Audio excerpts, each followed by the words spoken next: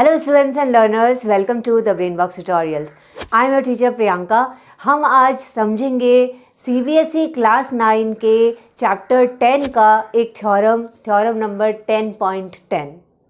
Theorem है if line segment joining two points subtends equal angles at two other points lying on the same side of the line containing the line segment, the 4 points lie on a circle, that is they are concyclic.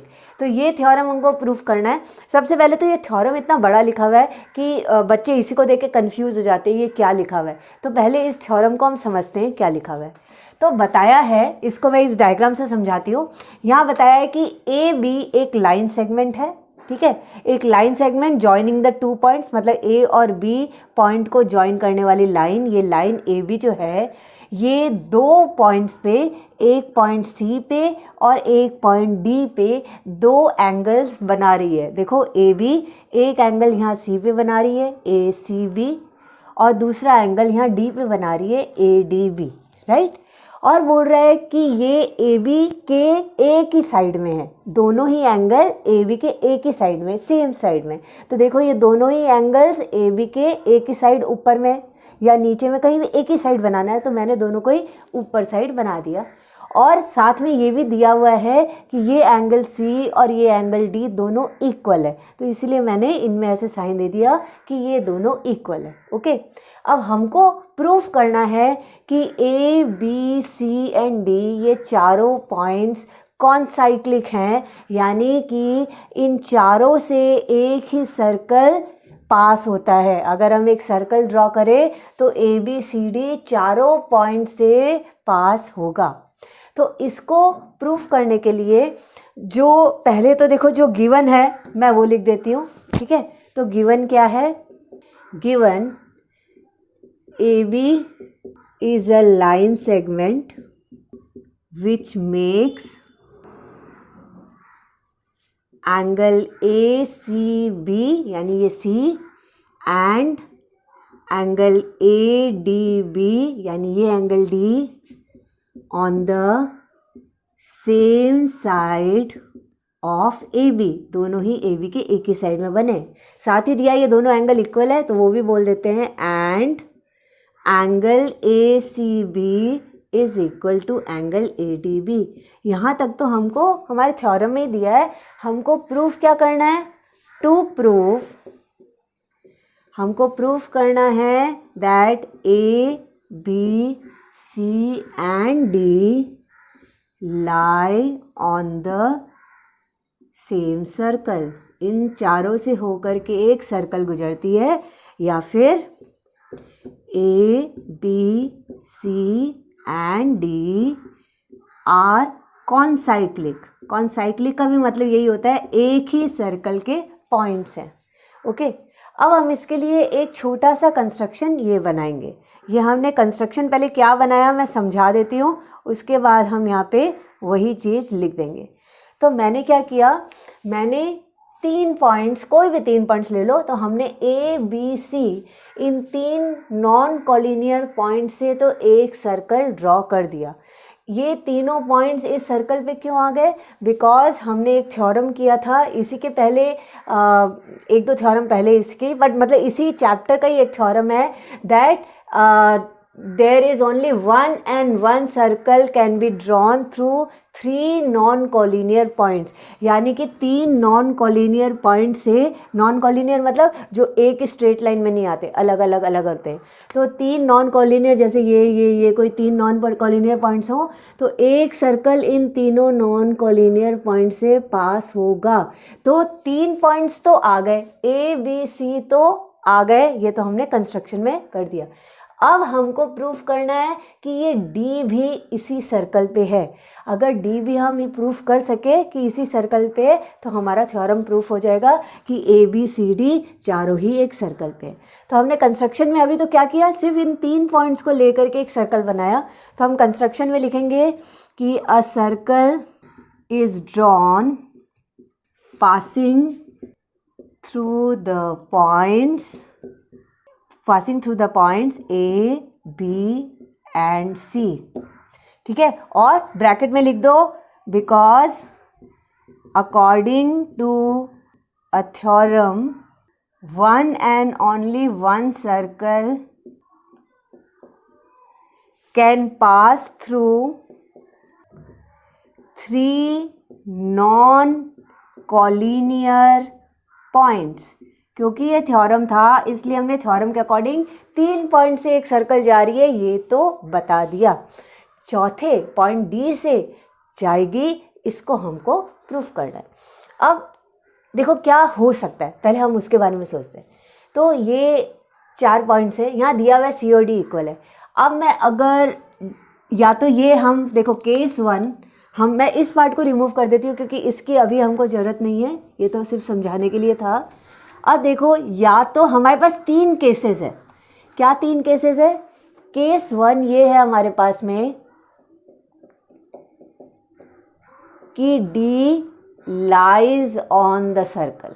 या तो हम simply ये बोले कि D यहीं पे है, ये रहा D, ओके, D यहाँ है।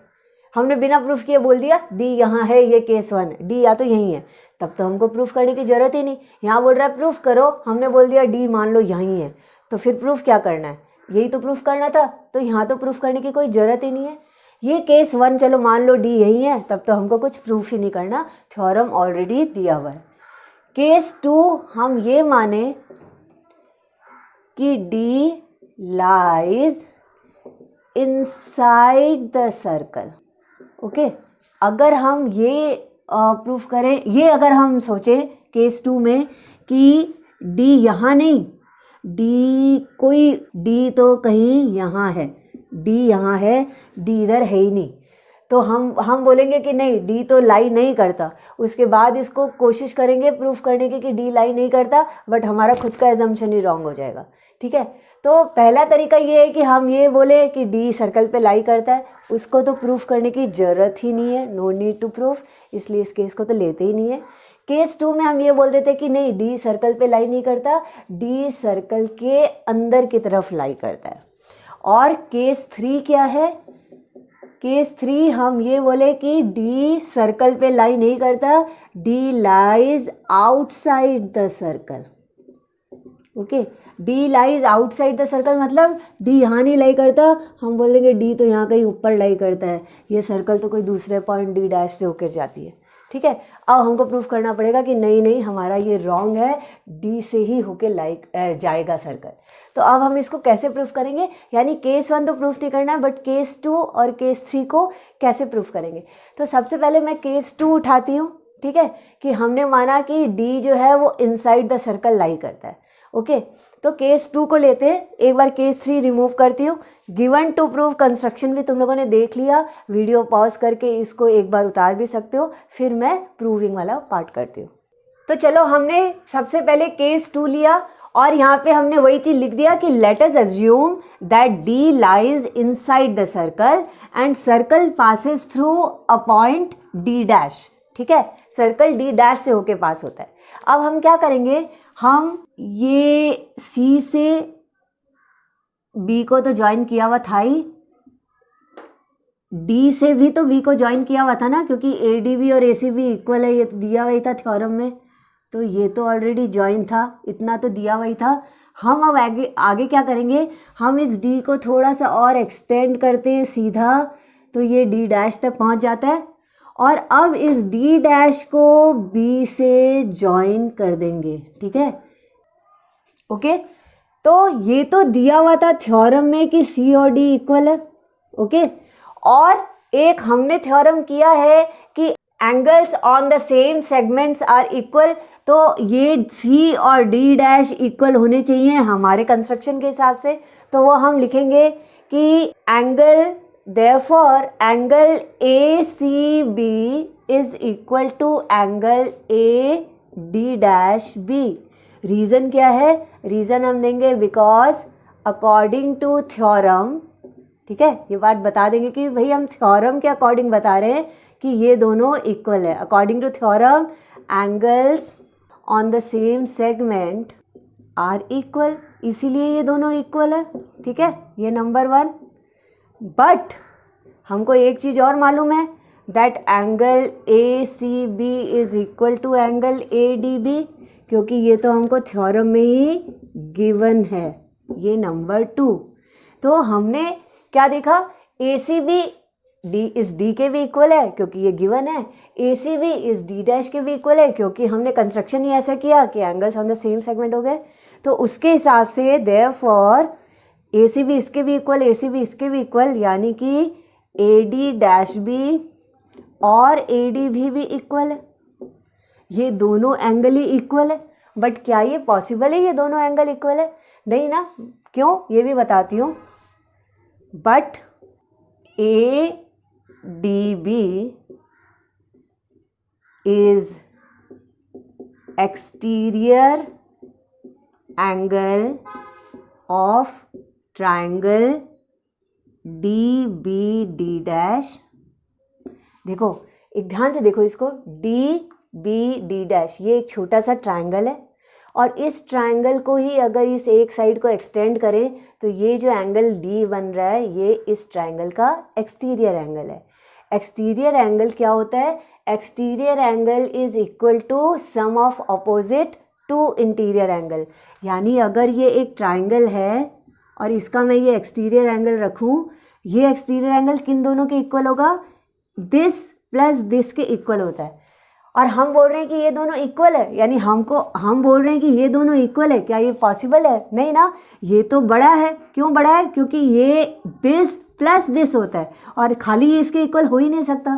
तो हम बोलेंगे डी तो ए डी बी ट्राइंगल का एक्सटीरियर एंगल है, therefore A D B is greater than angle D dash. ठीक है, खाली डी डैश के इक्वल नहीं है बल्कि ग्रेटर है। रीज़न दो कि exterior angle of a triangle is equal to sum of opposite interior angles. तो ऑब्वियसली ये तो बड़ा है, therefore angle D and angle D dash can only be equal if they coincide. अगर वो दोनों एक ही हो, कोइंसाइड मतलब एक ही पॉइंट पे अगर दोनों हो तभी वो दोनों इक्वल हो सकते हैं। ऐसे होंगे ऊपर नीचे तब तो एक बड़ा और एक छोटा ही होगा। तो obviously that is not equal, therefore angle D and angle D is not equal to angle D dash. फिर लिखोगे therefore our assumption is wrong. यानी हमने जो सोचा शुरू में कि डी नहीं डी डैश जाता है वही रॉन्ग हो गया। और इसका मतलब पहले वाला पार्ट ठीक था, तो हम लिख सकते हैं therefore A B C and D lie on a circle. इसका मतलब डी ही सर्कल पे लाई करता है, डी डैश लाई नहीं करता। ओके, ये तो हमने केस 2 में जब अज्यूम किया कि डी अगर नीचे हो तो। केस 3 थोड़ा सा मैं चेंज करती हूँ, केस 3 फिर तुम लोगों को वापस से उसको भी समझाती हूँ।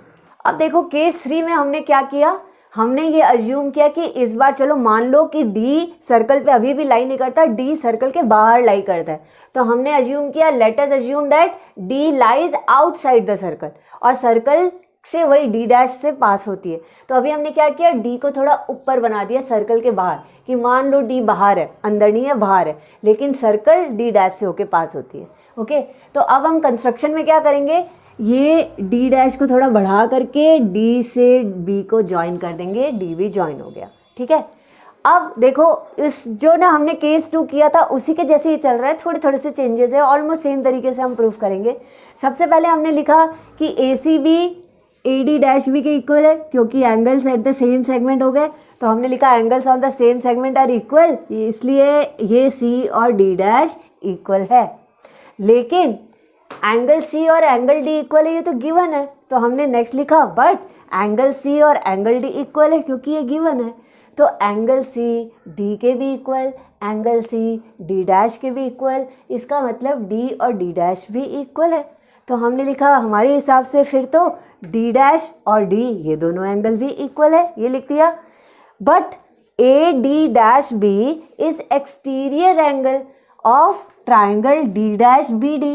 ये ट्राइंगल देखो छोटा सा डी डैश बी डी, इस ट्राइंगल का एक्सटीरियर एंगल है ये एंगल डी डैश। और हमने अभी अभी समझा कि एक्सटीरियर एंगल तो इंटीरियर एंगल से बड़ा ही होता है, क्योंकि it is equal to sum of two opposite interior angles. तो हम लोगों ने यही चीज़ यहाँ पे लिखा कि but A D dash B, ये वाला एंगल तो एक्सटीरियर एंगल है इस ट्राइंगल का, triangle D dash B D का। इसका मतलब तो ये एंगल डी डैश डी से बड़ा हुआ। क्यों बड़ा हुआ? बिकॉज एक्सटीरियर एंगल जो होता है वो किसके इक्वल होता है? Is equal to sum of two opposite interior angles. दो लिखना चाहिए यहाँ पे, तो sum of two opposite interior angles के इक्वल होता है। तो इसका मतलब डी और D dash can only be equal, ये तभी इक्वल हो सकते हैं जब ये एक ही पॉइंट पे लाई करे, when they coincide. But obviously ये कोइंसाइड तो कर नहीं रहे, तो देयरफॉर डी और डी डैश तो इक्वल नहीं है। हमारा एजम्पशन रॉन्ग हो गया, आर एजम्पशन इज रॉन्ग। और इसका मतलब डी डैश नहीं, डी ही लाई करता है सर्कल पे। तो A B C D lie on a circle, they are concyclic. तो हम इसको प्रूफ करते हैं दो केसेस लेकर के। केस वन, जो हमने ये सोचा कि डी ही है, ये लिखने की कोई ज़रूरत नहीं है। तो केस टू और केस थ्री, यही दो रहते हैं केसेस जिनको हम इस तरीके से प्रूफ करते हैं। आई थिंक तुम लोगों को ये अच्छे से समझ में आया है ये प्रूविंग, क्योंकि ये प्रूविंग करने आ जाता है एग्ज़ाम में, तो ये प्रूविंग आनी चाहिए तुम लोगों को भी।